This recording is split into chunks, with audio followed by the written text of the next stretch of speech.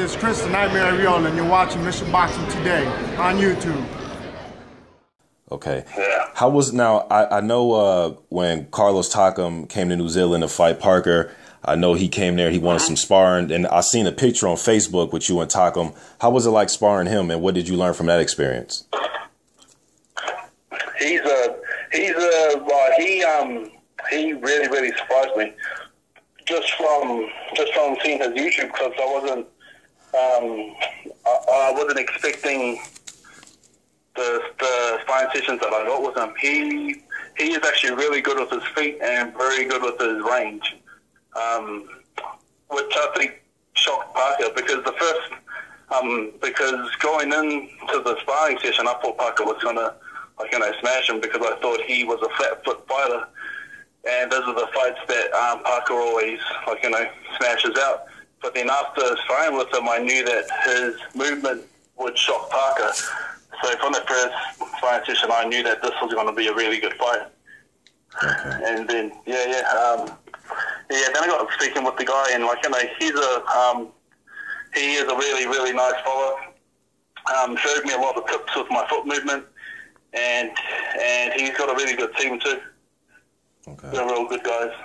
Yeah. Now, Junior, I know you don't want to overlook any opponent you have coming up, but if you get past these guys this year, what are your plans for 2017? Do you plan on stepping up to 8-rounders, 10-rounders? What is the plan for Junior 5 for 2017? Just basically keep on doing what I'm doing, just training hard, step up the opponents, try to look more towards international opponents, stepping up to 8 rounds, gradually going up to 10 and 12. So hopefully next year I'll be able to pick up a few titles. I mean, it's pretty stink that I don't have a title right now, but I don't really mind. I'm a huge prospect, and I am a huge prospect in New Zealand, and I don't really think a title needs to prove that for myself. So right. So hopefully I get a few international titles next year. But as I was saying before, I'm just going to keep on training with my good team that I have around me, and then just leave all that up to the coach and to the manager. Okay. And I know that family is very important firsthand. So, but do you ever feel, or have you felt the pressure yet of, people saying, Junior, you probably need to relocate. You may need to go to the States or the UK because the resources in New Zealand are not like how it is here in the States or the UK, quality sparring, so on and so forth. Have you felt that pressure yet, or is that something you've been thinking about? I haven't really felt the pressure yet. I know that I definitely know it will come. But when the time comes, I will definitely have to relocate. I would say I'll most likely lean towards going towards the States because I got family there, and my wife's got family there as well. So if I do relocate, I'll probably go to the States. Okay, and then I don't know when that'll be. Okay, and then I watched your last fight with Junior Lecopo. Fights like that last around maybe a minute. Do you after fights like that, do you just take a long break, or do you just get right back in the gym? Do you go back to the dressing room and hit the mitts for about 5 rounds? What do you do after a quick fight like that?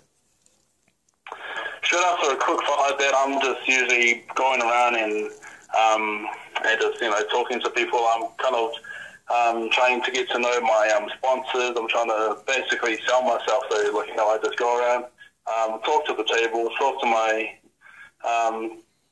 family, talk to my fans that have come, just to keep them coming. And then I go back to the dressing room, get changed, go home, wake up, usually go for a run in the morning, or just I'll do something the next day. I think on my last fight I went home, and then the next morning I did Zumba with my wife. Okay. Now your fight with Alapati Assad, that went the full 6 rounds. What did you learn in that fight, being that that's the longest that you've ever been in a professional fight? What did you learn from that fight? What did you take away from that fight going the full 6 rounds? Yeah, I mean, yeah, that one I really, really liked because of the 6-rounder. So, yeah, so from that I was actually quite unpleased with myself because I did land a few clean shots in there, and I knew what the punches that I was connecting him with. I knew that those punches were like, really, really clean, and he wasn't really shaken up by it. So I didn't really waste my time trying to get him out of there because I don't think he was. So then I just put my 6-round fight plan into the fight, and then I just started circling, popping out the jab, popping out the short combinations, and then I just basically tried to keep everything technically sound and to look good. Like even though people do want knockouts, I thought it would be probably better if I just show a little bit more skill as well, so yeah. So yeah. What's a ideal weight as far as coming into fights? What's an ideal weight you want to get to? I know some fights you came in 270. I mean, and you're 6'6", you know what I mean? So it's not like you're a short guy. Yeah. But what's an ideal weight? Do you want to be more to 250, 270? Do you know the conversion rate? Just because I don't really work with pounds, I work with kgs. So right. So right now I'm weighing at around 120 kgs. Okay. And I feel like my ideal weight right now, like a real fit, strong weight for me would be probably 112 kgs. Okay. Back in the World Series of Boxing, I used to come weighing in around 108, and I felt that was probably a little bit too light. And then so I think that my like good fit strong weight would probably be 112. Okay. 112 to 115. Okay, yeah. So that's around the 112 kgs, around about 246 over here, about 246 pounds. Another question I want to ask you, and I know you don't have control of another fighter's career, but just, I guess, from a fan's point of view, a fight that I wanted to see, and you can let me know if this is even possible, if it's realistic, but a fight between you and Hemi Ahio, is that even realistic? That's my boy. Well, I would say the only way that we would fight is if both of us can basically purchase a house after the fight. So, yeah, man. I mean, like, both of us have been sparring and training together for a long time. And, and I know a lot of people want to see that fight, but, like, but our friendship is, like, quite close. Both of us are from Tonga, and I would only fight him if we bought a house each, so. Okay. Yeah, so, yeah, I personally don't think it'll happen. Okay. Does the same thing apply for fighting Joseph Parker in the pros?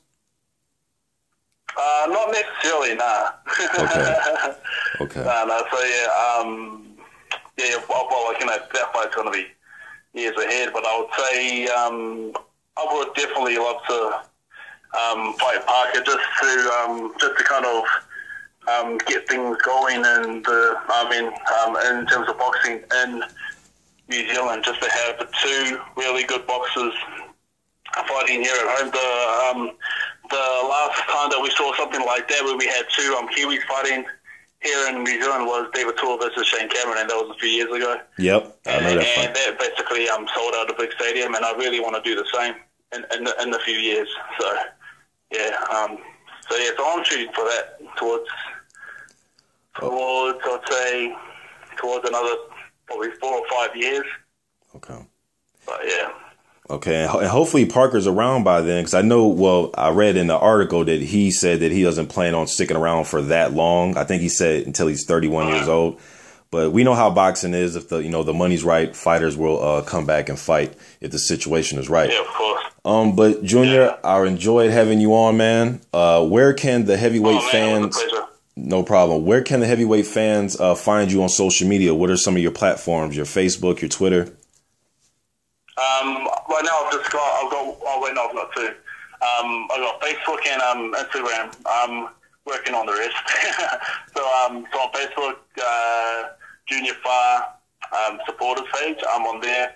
And on Instagram, I think it's Junior Fire Boxer. And and that's it.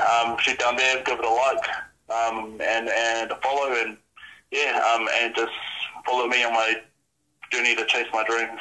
Yep, and hopefully, man, you're on that Joseph Parker undercard. I think it's only right to have you on that undercard, man, because I really see you as you know, as far as the heavyweight prospects that have 10 fights or less, I definitely have you in that top 5. You know, whatever that's worth, but I definitely have you in the top 5 worldwide. So hopefully you're on the JP undercard, man. Yeah, for sure. Nice having you on. 7-0. Hopefully you finish this year out 9-0 or 10-0, and we see you first quarter next year, man. Oh man, thank you so much for that. All right, man.